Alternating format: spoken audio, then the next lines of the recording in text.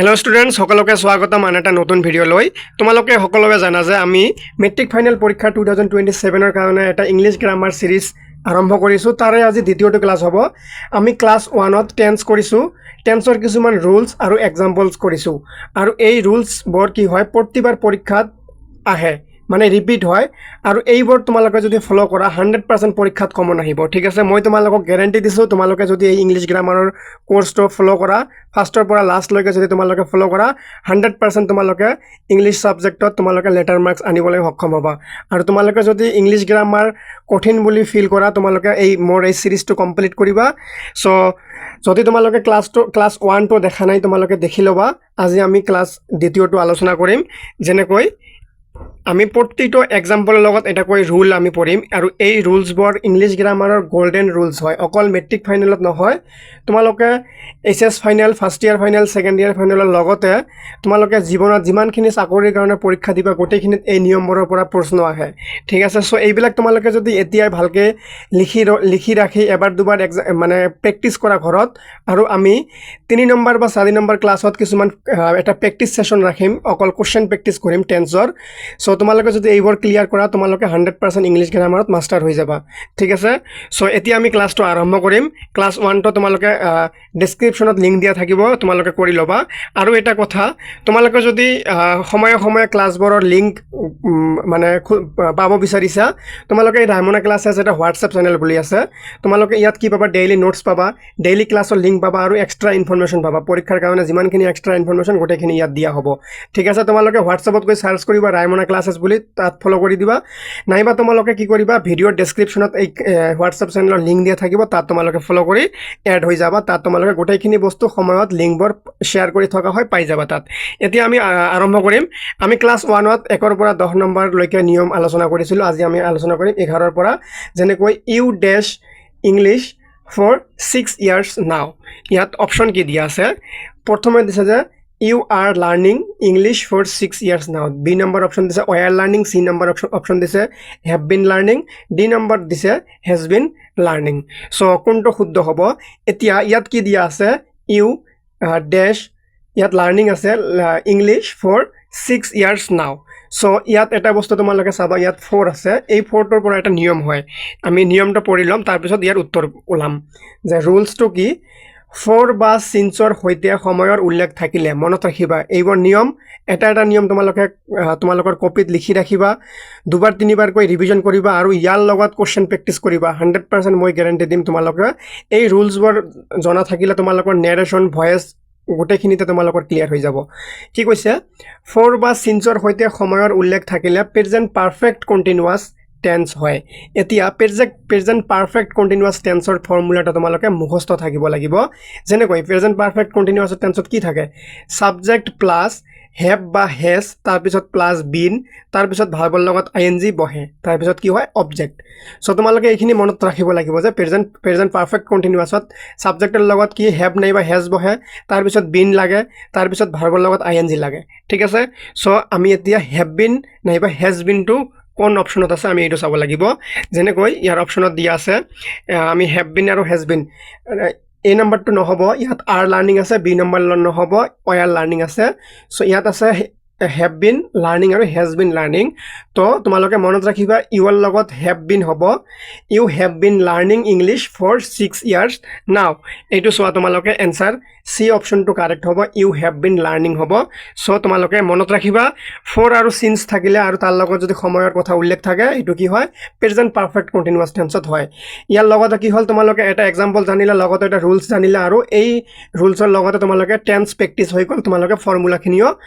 তোমালোকৰ প্ৰেক্টিছ হৈ গ'ল। চ' তোমালোকে এই জুলাই মাহত থকা গৰমৰ বন্ধত এইখিনি তোমালোকে ফাইদা তুলিব পাৰিবা যদি মোৰ ৰাইমনা ক্লাছেছ ইউটিউব চেনেলটো ফ'ল' কৰা। এতিয়া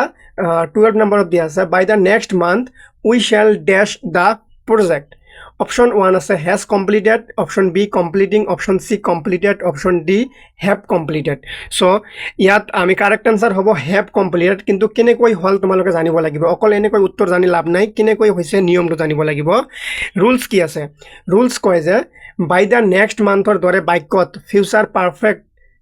হয়। মনত ৰাখিবা বাই দ্য নেক্সট মান্থ যদি কোনো সেন্টেন্সত বাই দ্য নেক্সট মান্থ থাকে এইবোৰ বাক্য কি হয় ফিউচাৰ পাৰফেক্ট টেন্সত কৰা হয় সো ফিউচাৰ পাৰফেক্ট টেন্সৰ তোমালোকৰ ফৰ্মুলাটো কি হ'ল যে সাবজেক্ট প্লাস শ্যাল নাইবা উইল শ্যাল হ্যাভ নাইবা উইল হ্যাভ তাৰপিছত কি হ'ব পাষ্ট পাৰ্টিসিপল ফৰ্ম বহিব এতিয়া শ্যাল হ্যাভ নাইবা উইল হ্যাভ লাগে আমালোকক তাৰপিছত আমি কি দিম এনসাৰ দিম যে by the next month we shall উইৰ লগত কি হয় হ্যাভ হয় এতিয়া তোমালোকে সো হ্যাভ কত আছে ডি নম্বৰ অপচনত হ্যাভ আছে কমপ্লিটিং নহব কমপ্লিটেড নহব হ্যাভ কমপ্লিটেড হ'ব সো খালি ঠাইত হ'ব কি ডি নম্বৰটো কাৰেক্ট হ'ব by the next month we shall have completed the project ঠিক আছে সো তোমালোকে এইবোৰ ৰুলছ মুখস্থ থাকিব লাগিব যে বাই দ্য নেক্সট মান্থ থাকিলে কোনো বাক্যত এইটো ফিউচাৰ পাৰফেক্ট টেন্সত কৰা হয় আৰু ফিউচাৰ পাৰফেক্ট টেন্সৰ ফৰ্মুলাটো তোমালোকৰ মনত থাকিব লাগিব ঠিক আছে তোমালোকে ক্লাছবোৰ ফলো কৰিবা মই তোমালোকক এনেকৈ তোমালোকৰ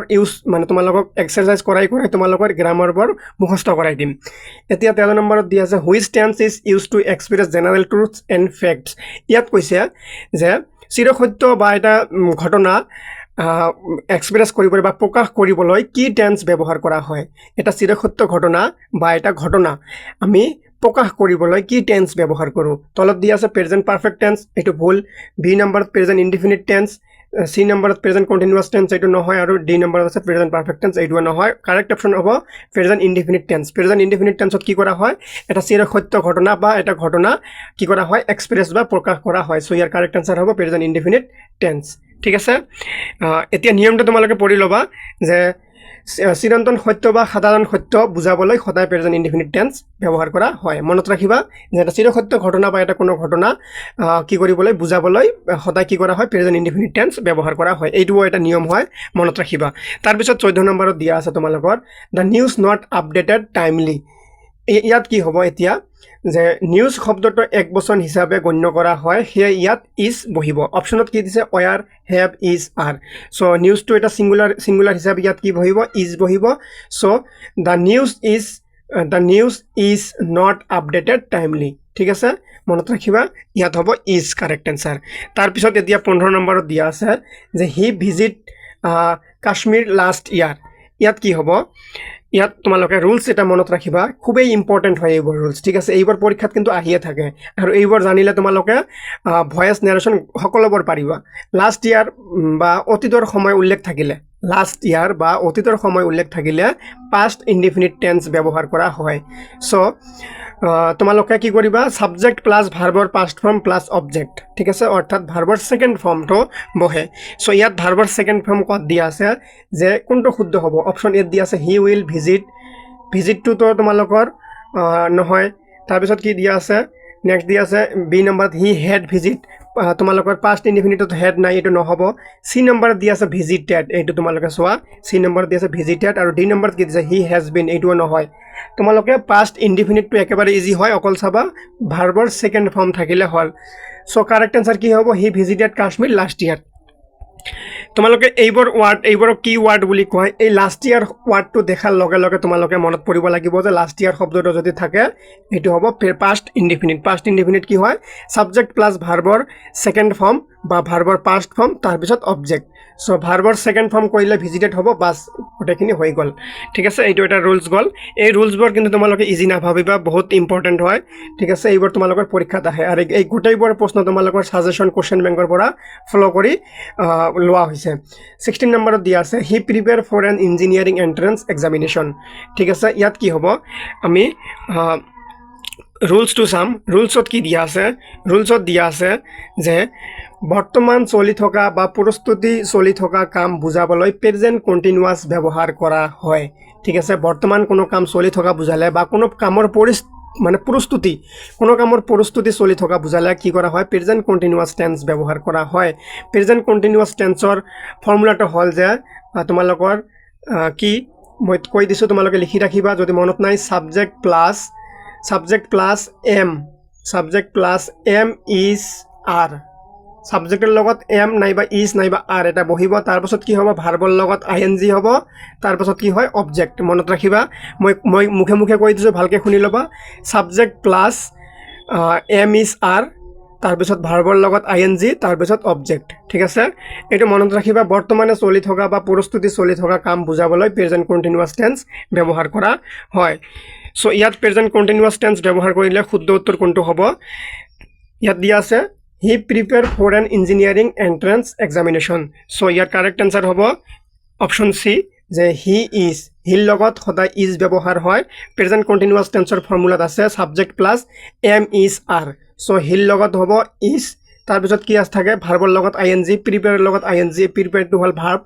তাৰপিছত for an engineering entrance examination এইখিনি হ'ল অবজেক্ট ঠিক আছে মনত ৰাখিবা আৰু তোমালোকে যদি সময়ে এই ক্লাছৰ লিংকবোৰ ডেইলি নোটস আৰু লগতে এক্সট্ৰা ইনফৰমেশ্যনখিনি পাই থাকিব বিচাৰা তোমালোকে ক্লাছৰ ডেছক্ৰিপশ্যনত এই ৰাইমনা ক্লাছেছ হোৱাটছএপ চেনেলৰ লিংক দিয়া থাকিব তোমালোকে তাত ফলো কৰি ল'বা ঠিক আছে তোমালোকে নিশ্চয় ডেছক্ৰিপশ্যনটো চেক কৰিবা আৰু ফলো কৰি দিবা তাত তোমালোকে সদায় আপডেট পাবা এতিয়া নেক্সট দিয়া আছে 17 নম্বৰ যে if I find him I would have helped him ইয়াৰ শুদ্ধ উত্তৰটো কি হ'ব তোমালোকে উড হেল্পড হিম এইটো নিয়ম আমি আগতে পঢ়িছোঁ এবাৰ যে দ্বিতীয় অংশত উড হেভ হেল্প থকাৰ বাবে ইয়াৰ চৰ্তত হেড প্লাছ পাষ্ট পাৰ্টিচিপল হ'ব ঠিক আছে দ্বিতীয় অংশত উড হেভ হেল্পড আছে সেইকাৰণে কি হ'ব প্ৰথম অংশত হেড হ'ব তাৰপিছত পাষ্ট পাৰ্টিচিপল হ'ব সো প্ৰথম অংশত আমাৰ কি দিব লাগে হেড দিব লাগে আৰু পাষ্ট পাৰ্টিচিপল ফৰ্ম দিব লাগে সো উত্তৰ হ'ব কি হেড আছে আৰু ফাউণ্ড আছে আৰু বাকি কত নাই ডি নম্বৰটো নহ'ব এ নম্বৰ নহ'ব সি নম্বৰ নহ'ব had plus found if I had found I would help him ঠিক আছে সো এইটো হ'ব কাৰেক্ট আনসাৰ সেকেন্ড মানে দ্বিতীয় অংশত উড হেভ আছে সেইকাৰণে ফাৰ্স্ট অংশত বা প্ৰথম অংশত কি হ'ব had plus past participle form হ'ব ভাৰ্বৰ ঠিক আছে এতিয়া 18 নম্বৰত দিয়া আছে the guest dash before the dinner was set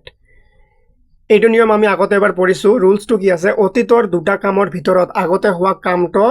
কামটোৰ বাবে পাষ্ট পাৰফেক্ট হয় আৰু পিছত হোৱা কামটো পাষ্ট ইনডিফিনিট টেন্সত হয় এতিয়া আমি ক'ব লাগে ইয়াত কোনটো কাম আগত হৈছে দ্য গেষ্ট কি হৈছে the guest arrive before the dinner was set তাৰমানে এই গেষ্ট অহা কথা হৈ আছে গেষ্ট অহা কামটো আগত হৈছে যে গেষ্ট মানে ডিনাৰটোত মানে ৰেডি কৰাৰ আগতে গেষ্টবোৰ আহি পাইছিলে সো কোনটো কাম আগত হৈছিলে এই গেষ্ট আহি পোৱা কামটো আগত হৈছে সো এইটো হ'ব কি পাষ্ট পাৰফেক্ট টেন্সত হ'ব পাষ্ট পাৰফেক্ট টেন্সত হ'লে কি হ'ব হেড থাকিব আৰু ভাৰ্বৰ পাষ্ট পাৰ্টিচিপল ফৰ্ম থাকিব সো প্ৰথমখিনি আমি কি কৰিব লাগিব ভাৰ্ব হেড আৰু পাষ্ট পাৰ্টিচিপল ফৰ্ম থাকিব লাগিব হেড ক'ত আছে ডাইৰেক্ট তোমালোকে দেখা পাইছা অপশন চিত হেড আছে বাকি আৰু এটা অপশনতো হেড নাই এইবিলাক কাটি দিয়া হেড আছে হেড এৰিভড হ'ল পাষ্ট পাৰ্টিচিপল ফৰ্ম সো ইয়াত কি হ'ব the guest had arrived before the dinner was set ইয়াত তোমালোকে মন কৰিবা আগত হোৱা কামটোৰ লগত কি হ'ব হেড হ'ব আৰু ভাৰ্বৰ সেকেন্ড ফৰ্ম হ'ব ভাৰ্বৰ পাষ্ট পাৰ্টিচিপল ফৰ্ম হ'ব আৰু পিছৰখিনি কি হয় পিছৰখিনি পাষ্ট ইনডিফিনিট টেন্সত হয় এতিয়া নেক্সট এটা দিয়া আছে ৰুলছ যে ৰাজ বিহেভড এজ টাফ হি ডেশ মেড ইয়াত এটা ৰুলছ আছে যেনেকৈ এজ টাফ বা এজ ইফৰ পাছত কাল্পনিক অৱস্থা বুজাবলৈ পাষ্ট পাৰফেক্ট ব্যৱহাৰ কৰা হয় ঠিক আছে মনত ৰাখিবা এজ টাফ বা এজ ইফৰ পাছত যদি কাল্পনিক অৱস্থা বুজোৱা হয় তেন্তে কি হয় পাষ্ট পাৰফেক্ট ব্যৱহাৰ কৰা হয় সো পাষ্ট পাৰফেক্ট হ'লে কি হ'ব ইয়াত তোমালোকে চোৱা হেড ক'ত আছে হেড অকল ডি নম্বৰত আছে সো এইটো হ'ব Raj behaved as tough he had been made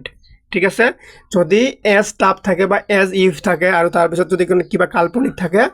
হেতু কি হয় সদায় পাষ্ট পাৰফেক্ট টেন্সত হয় তাৰপিছত এতিয়া 20 নম্বৰ question it is time we dash home ইয়াৰ এটা সুন্দৰ ৰুলছ আছে ইট ইজ টাইম থাকিলে কি হয় ইট ইজ টাইম বা ইট ইজ হাই টাইমৰ পাছত সাধাৰণতে পাষ্ট ইনডিফিনিট টেন্সৰ ব্যৱহাৰ হয় মনত ৰাখিবা এইবোৰ কি ৱৰ্ডছ তোমালোকে কোশ্চেন পেপাৰত দেখাৰ লগে লগে তোমাৰ ৰুলছটো মনত হ'ব লাগিব যে ইট ইজ টাইম বা ইট ইজ হাই টাইমৰ পাছত কি হয় সাধাৰণতে পাষ্ট ইনডিফিনিট টেন্স ব্যৱহাৰ কৰা হয় পাষ্ট ইনডিফিনিট টেন্সত অকল ভাৰ্বৰ সেকেন্ড ফৰ্ম বা ভাৰ্বৰ পাষ্ট ফৰ্ম বহে আৰু বাকি সেম থাকে সাবজেক্ট প্লাস ভাৰ্বৰ past form plus object so ভাৰ্বৰ পাষ্ট ফৰ্ম ইয়াত এড কৰি দিলে হৈ গ'ল ইয়াত ভাৰ্বৰ পাষ্ট ফৰ্ম কোনটো আছে অকল ৰিটাৰ্নছ নহয় এইটো নহয় হেড নাথাকে ভাৰ্বৰ সৰি past indefinite verb not head na thake okol eitu ase verb or second form it is time we returned home ঠিক আছে মনত ৰাখিবা it is time বা it is high time or pisot past indefinite tense hoy etia ase ajir class or hekoto rules 21 number example he used to visit his grandmother on Saturdays the underline is used to imply yat ki dia ase he used to visit his grandmother on Saturdays এইটো sentence কি কৰিব লাগে পিছত কৈছে the underline is used to imply মানে underline শব্দটোৱে কি বুজাইছে বা কি কৈছে আমাক আন্ডারলাইন কি আছে used to এই ওয়ার্ড দুটা কি আছে আন্ডারলাইন কৰা আছে এই দুটা কি বুজাইছে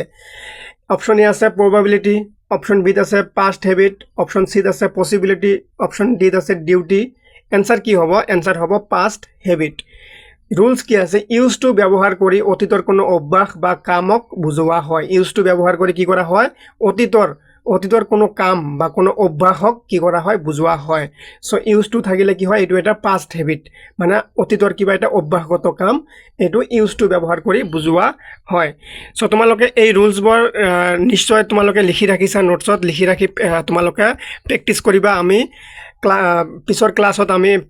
কি কৰিম প্ৰ্যাকটিছ কৰিম এই কোৱেশ্চনবোৰ সো সকলোকে ধন্যবাদ